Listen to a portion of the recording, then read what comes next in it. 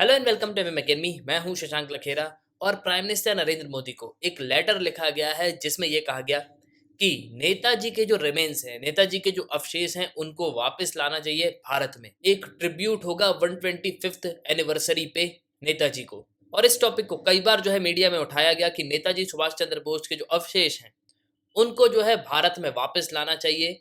और अगर आप इनकी डेथ भी देखोगे तो वो भी एक मिस्टीरियस है। कई लोग तो यहाँ पे ये भी बोलते हैं कि नेताजी की डेथ जो है नहीं हुई थी, नेताजी जो है वापस इंडिया आए और कई साल जो है यहाँ पे रहे। और कई बार तो लोग ये भी कहते हैं, गवर्नमेंट पे क्वेश्चन उठाते हैं कि जब नेताजी की डेथ 1945 में हो गई थी, उसके बाद भी 1960 तक नेताजी के घर पे नजर क्यों रखी गई। बट हम नेताजी की डेथ की कंट्रोवर्सी को डिस्कस नहीं करेंगे, लेकिन नेताजी सुभाष चंद्र बोस के बारे में काफी कुछ जो है आपको इस वीडियो में जानने को मिलेगा।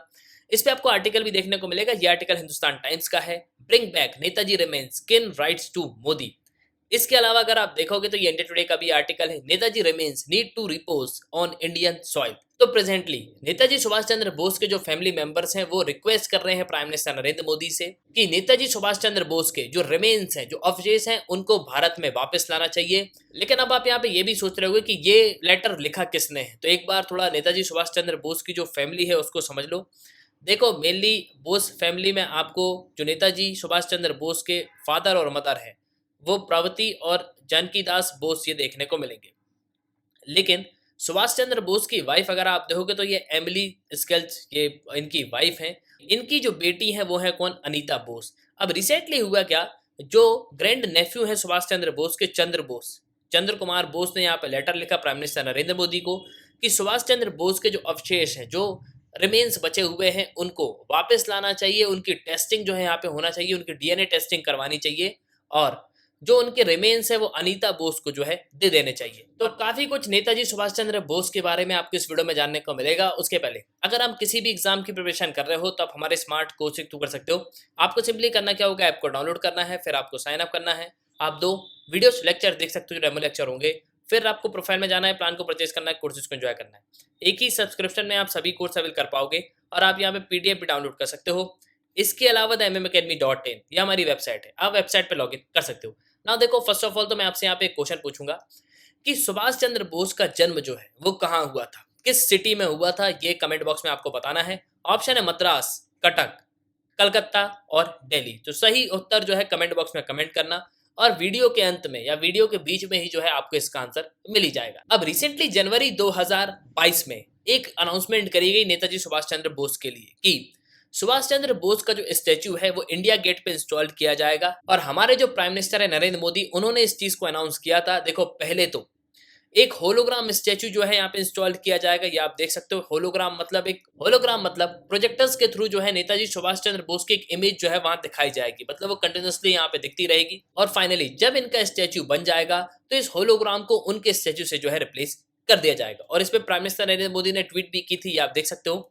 At a time when the entire nation is marking the 125th birth anniversary of Netaji Subhash Chandra Bose, I am glad to share that his grand statue made of granite will be installed at India Gate.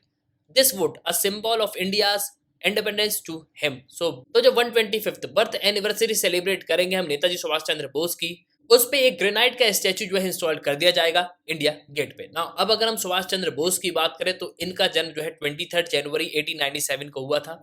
ये एक Indian nationalist है और Indians के बीच में ये एक hero का role play करते हैं। बेसिकली ये एक हीरो ही है। और सुभाष चंद्र बोस का जन्म जो है एक बहुत ही अच्छी फैमिली में हुआ था, बहुत ही रिच फैमिली में हुआ था।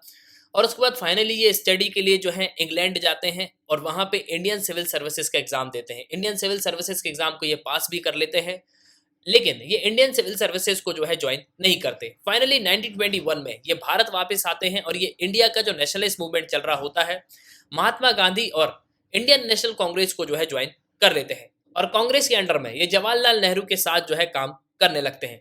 लेकिन यहाँ पे इनको समझ में आता है कि कांग्रेस जो है कॉन्स्टिट्यूशनल रिफॉर्म्स पे जो है यहाँ पे ज्यादा फोकस नहीं कर रही, वो सोशलिज्म पे जो है ज्यादा फोकस करती है। और जैसे कि आपको पता है कि इंडियन नेशनल कांग्रेस में हर साल इलेक्शन होते थे, हर साल जो है एक प्रेसिडेंट को चूज किया जाता था।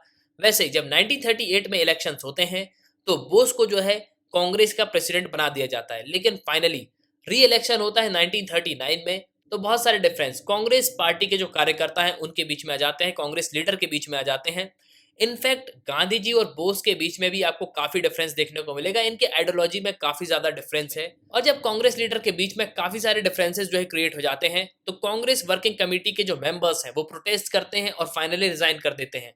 और बोस भी इंडियन नेशनल कांग्रेस की प्रेसिडेंटशिप से रिजाइन दे देते हैं और पार्टी से बाहर निकल जाते हैं। और अब बोस कोशिश करते हैं कि हम आउटसाइडर्स की जो है यहाँ पे मदद लेंगे, मतलब जो रशिया है, जर्मनी है, इनकी जो है हम यहाँ पे मदद लेंगे। और 1941 में बोस जो है जर्मनी जाते हैं। और देखो, जर्मनी इतनी आसानी से नहीं पहुंचते। जिस तरीके का इनका बिहेवियर रहा है, जिस तरीके का इनका नेचर रहा है, कंटिन्यूसली ब्रिटिशर्स जो है इन पे वॉच करते थे कि बोस जो है कहाँ जा रहे हैं। तो सुभाष चंद्र बोस फाइनली जो है मदद मांगने जाते हैं जर्मनी, और जर्मनी में एक बहुत ही बड़ा सरबराह होता है जिसका नाम होता है हिटलर। लेकिन हिटलर ने जो है सुभाष चंद्र बोस का नाम ऑलरेडी सुना हुआ होता है, पहले ही कई बार जो है उन्होंने सुभाष चंद्र बोस का नाम सुना हुआ होता है। और मैं आपको एक इंटरेस्टिंग कहानी सुनाता हूँ सुभाष चंद्र बोस और हिटलर के बीच की।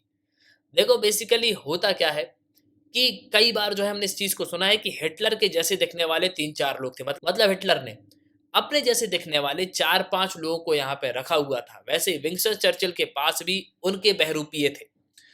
तो सिंपली जब सुभाष चंद्र बोस जो है हिटलर से मिलने जाते हैं, तो हिटलर जो है अपने बहरूपियों को भेज देता है। लेकिन सुभाष चंद्र बोस जो है यहाँ पे समझ जाते हैं कि ये जो है हिटलर नहीं है, तो वो उससे हाथ ही नहीं मिलाते। तो वो कहते हैं कि मैं हिटलर से मिलना चाहता हूँ।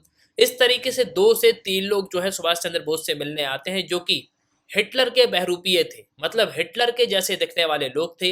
लेकिन फाइनली जब हिटलर के बहरूपिये हिटलर को जाके बताते हैं कि वो सिर्फ हिटलर से ही मिलना चाहता है, तो हिटलर खुद जाके सुभाष चंद्र बोस से पूछता है कि तुमको कैसे पता कि ये लोग हिटलर नहीं है। तो सुभाष चंद्र बोस यहाँ पे बहुत ही सिंपल स्टेटमेंट देते हैं। वो यहाँ पे ये कह देते हैं कि हिटलर कभी भी हैंडशेक के लिए अपना हाथ जो है पहले आगे नहीं बढ़ाता। आपके जितने भी बहरूपिये थे वो सबसे पहले जो है अपना हाथ बढ़ा रहे थे, इसलिए मैं समझ गया था कि आप हिटलर नहीं हो। और फाइनली एडोल्फ हिटलर 1942 में एक सबमरीन जो है अरेंज करता है सुभाष चंद्र बोस के लिए, जिससे वो सुभाष चंद्र बोस को एक सेफ पैसेज दे और वो जापान जो है इजीली पहुंच जाए। और finally Subhash Chandra Bose German submarine को 1943 में जो है यहाँ पे बोर्ड करते हैं, और वो सबमरीन उनको जापान ले जाती है। जापानीज के सपोर्ट से बोस जो है इंडियन नेशनल आर्मी को फॉर्म करते हैं, जिसमें जो इंडियंस प्रिजनर्स रहे हैं उन्हीं के थ्रू वो यहाँ पे आर्मी को डेवलप करते हैं। और एक चीज को बिल्कुल यहाँ पे ध्यान रखना कि हम जिस टाइम पीरियड की बात कर रहे हैं उस समय वर्ल्ड वॉर 2 जो है शुरू हो चुका है। और वर्ल्ड वॉर 2 में आपको पता है कि ब्रिटेन ने जो है काफी सारे हिस्सों को पहले यहाँ पे कब्जा के रखा था। मतलब इंडिया और इंडिया की जो आसपास की टेरिटरी है वो एक जमाने में ब्रिटेन के कंट्रोल में रहा है। सिंगापुर भी ब्रिटेन के कंट्रोल में रहा।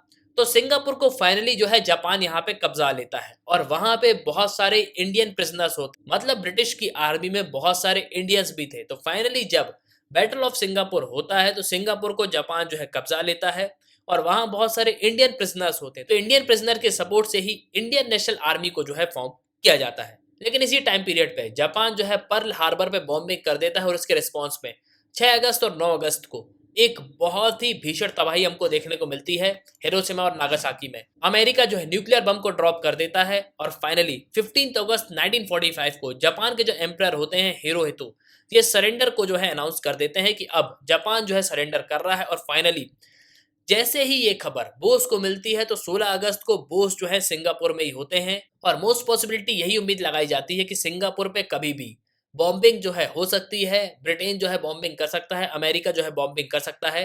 तो जैसे ये न्यूज बोस को मिलती है कि अब बॉम्बिंग जो है सिंगापुर में हो सकती है, बोस जो है वहां से निकल जाते हैं, और ये अब रशिया से मदद लेने की कोशिश करते हैं कि रशिया जो है शायद हमारी मदद कर दे। और इसी बीच जापानीज ताइवान में, मतलब जिसको आज हम ताइवान कहते हैं, वो उस जमाने में जापान के कंट्रोल में रहा है। उसी जगह पे सुभाष चंद्र बोस का प्लेन क्रैश हो गया था 18 अगस्त 1945 को। और इसी को लेके कई सारी रिपोर्ट्स यहाँ पे ये क्लेम करती हैं कि बोस की डेथ जो है एक्सीडेंट नहीं है, ये पहले इंडिया में थे या ये सोवियत यूनियन जा रहे थे। मतलब बहुत सारी जो है कहानी आपको सुनने को मिलेगी।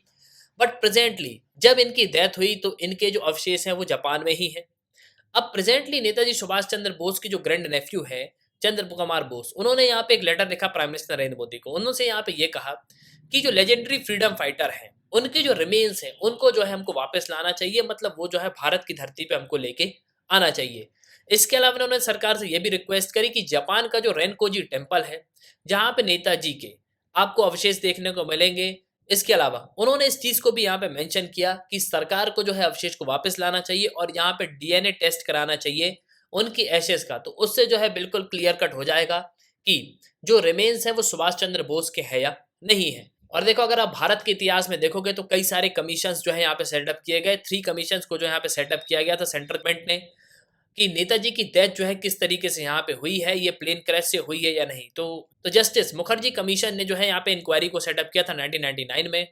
उन्होंने जो है यहाँ पे इस चीज़ से एग्री नहीं किया कि नहीं, नेताजी सुभाष चंद्र बोस की जो मिस्टीरियस डेथ है वो प्लेन क्रैश से नहीं हुई। लेकिन 1945 से जब से नेताजी सुभाष चंद्र बोस की डेथ हुई है, तब से ये टॉपिक जो है बिल्कुल न्यूज़ पे है। ये टॉपिक जो है हर एक इंसान डिस्कस करता है कि नेताजी सुभाष चंद्र बोस की आखिर में डेथ हुई कैसे है।